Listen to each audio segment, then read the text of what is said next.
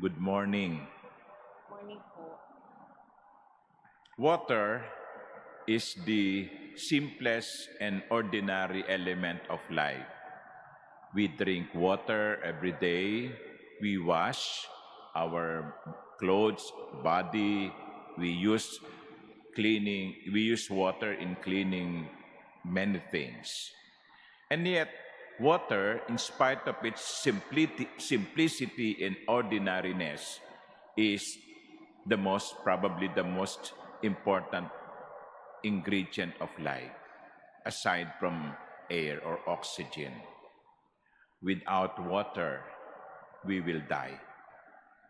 Our body, I heard or read, is 70% water. So if we don't drink water, our body will die. My dear sisters and brothers, it is said that in the future, wars will be waged, not just over oil. Ang pag-aawayan daw ng mga bansa sa pagdating ng panahon ay hindi lamang mga langis, kundi water. You know, we are very lucky, at least in many parts of the Philippines, we have water. You open your faucet, water flows. Sometimes we have too much water because of flood. But there are parts of the world, like in Africa, where there is scarcity of water. Now, my dear brothers and sisters, our readings today are about water. In the first reading from the book of the prophet Ezekiel, the temple was described as slowly being filled with water, and that water overflows from the temple. It means the abundance of God's blessing. God is present and He brings blessings with His presence. Yung umaagos na tubig sa templo ay simbolo ng umaagos na buhay at biyaya. At sa Ebanghelyo, narinig natin kung paano ang tubig ay pinaniniwalaan ng mga tao nung panahon ni Jesus sa balon ng Bethesda na nagbibigay ng kagalingan. Water. Pero mga minamahal kong kapatid, the interesting thing about the first reading is this. When Prophet Ezekiel made the prophecy of the temple in the future to be overflowing with water, he made the prophecy at the time that Israel was going through its darkest moment in history. At that time, during the ministry of Prophet Ezekiel, the temple in Jerusalem was destroyed, and Jerusalem will fall or fell. Yun yung pinagdaraanan ng Israel. Kaya parang ang hirap paniwalaan yung propesiya ni Ezekiel. Sapagkat sa propesiya ni Ezekiel, sinasabi niyang darating ang panahon na ang tubig mula sa templo'y aagos bilang patunay ng biyaya ng Diyos. Siguro makakarelate tayo dyan kung babalikan natin yung dalawang bahagi ng ating kasaysayan. Wala siguro dito ang inabot ang Second World War. Meron ba? Wala naman, ano? Okay. But history tells us that during the Second World War, people were asking question, where is God in all of this? Hindi ba may pelikula I think si Nora Honor, 3 taong walang Diyos. And then, iniisip ko, ano kaya yung naramdaman ng mga Manilenyo noong 1945 nung nakita nilang muli ang Intramuros na sira ang katedral, sira ang simbahan, mga simbahan.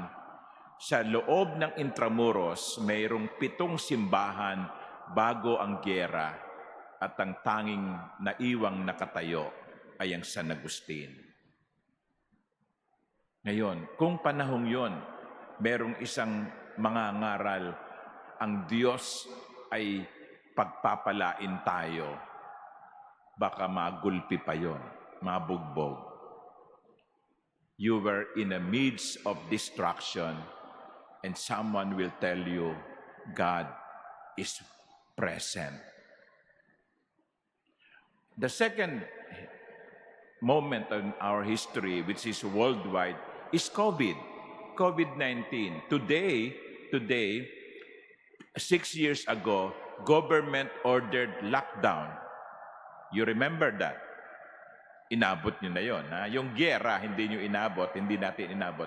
Pero inabot natin ang COVID-19. Nag-lockdown ang gobyerno, walang pwedeng lumabas, sarado ang mga simbahan, walang pwedeng pumasok sa opisina except yung mga essential personnel. Ang luwag-luwag, walang traffic, ang luwag-luwag ng kalsada, pwede kang maglakad sa EDSA. Pero natakot na tayo nung unti-unting nababalitaan natin yung mga namamatay. Baka kamag-anak nyo, pamilya ninyo, kaibigan ninyo, namatay.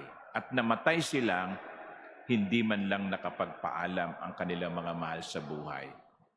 I remember when I was a parish priest in Paco, some people would call, Father, pwede niyo po bang puntahan sa ospital yung nanay ko? Kasi po, delikado na raw. Kailangan daw pong ng pari. Sasabihin ko, hindi kami pwedeng papasukin sa ospital Bawal Pwede bang sa telepono na lang? Kakausapin ko na lang sa telepono. Imagine, your loved one dying. You cannot even touch your loved one. That was our experience of COVID-19 6 years ago. And at that time, many of us were probably asking, where is God in all of this? Parang napabayaan tayo. Yon ang sitwasyon ng unang pagbasa. The Israelites were going through the darkest moment of their history. And yet, God is assuring His people, I will be with you. I think that is what we should remember.